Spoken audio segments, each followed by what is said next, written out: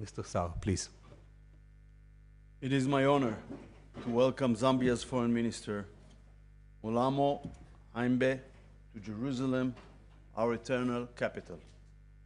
I'd like to begin with condolences on behalf of the people and government of Israel for the passing of former President Edgar Lungu a few days ago.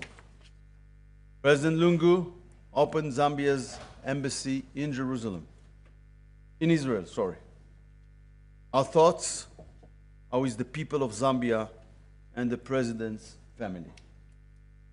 Minister, this is your first visit to Israel. I believe it symbolizes a new stage in relations between our nations, and I'm happy that you were able to see some biblical sites in Jerusalem and in Samaria. These relations go back to Zambia's independence in 1964. Zambia's first president, Kenneth Kaunda, formed relations with Israel and was a true friend. That spirit of friendship continues today under President Ichilama. I commend Zambia for its moral stance alongside Israel in the ICJ, opposing the political procedure against Israel there. Minister, in the past, we had an embassy in Zambia. It was closed a long time ago, decades ago. That was a mistake. Now I'm fixing it. It is my honor and privilege to open a new Israeli embassy in Lusaka, Zambia's capital. I intend to come to Zambia and inaugurate the embassy in August. This important step will bring our nations closer. On Sunday, the Israeli government approved my proposal to appoint Ofra Fahi as our resident ambassador to Zambia. Ambassador Fahi served as our non-resident ambassador to your country in recent years. She has a strong knowledge of our relations, and I'm convinced that she will succeed in her position. In our meeting, we discuss expanding partnerships, including in agriculture, health, water management, and more. We discussed the trauma unit Israel is establishing in a hospital in Livingstone. This will directly contribute to the local health system.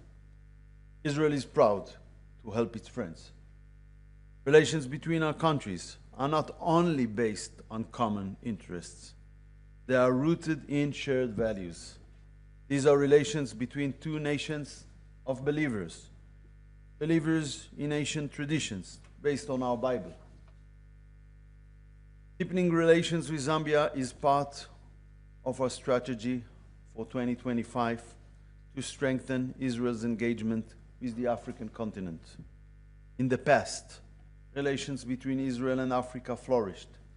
Unfortunately, they decreased with the years. We are now changing direction. Israel is committed to bringing home all of its hostages. We discussed it in our meeting. Israel has demonstrated that commitment once again in the past week. In two special operations, Israeli forces returned the bodies of two Israeli hostages, Judy Weinstein and Gadi Hagai, and the Thai hostage, Natapong Pinta.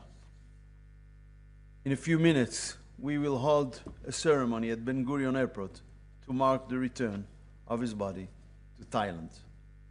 Israel is serious in its will to secure a hostage deal. There has recently been certain progress. In light of past experience, I don't want to overstate it at this point. But we are interested in reaching a deal which will include a ceasefire. We are committed to bringing all of our hostages home alive and dead. This morning, Israeli forces attacked terror targets of the Houthis in the Hodeidah port.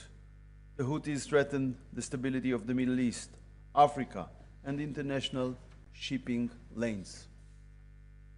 They use the civil port for the purposes of terror. They have attacked Israel since October 7th, unprovoked, even though we share no border. They continue to fire missiles and drones at our communities. Israel will continue to fight terror in all forms and on all fronts.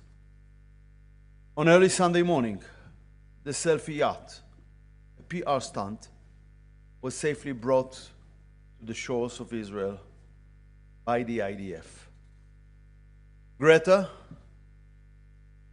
persona non grata, received food and good treatment. Israel acted in a peaceful manner. I want to be clear, this persona non grata will not be allowed to stay in Israel. Greta departed Israel for Sweden earlier today. Another person departed, and 2 others will leave later today. Member of the European Parliament, Rima Hassan, has so far refused to sign deportation documents, as have 7 others. According to Israeli law, they should be brought before a judicial authority to authorize their deportation.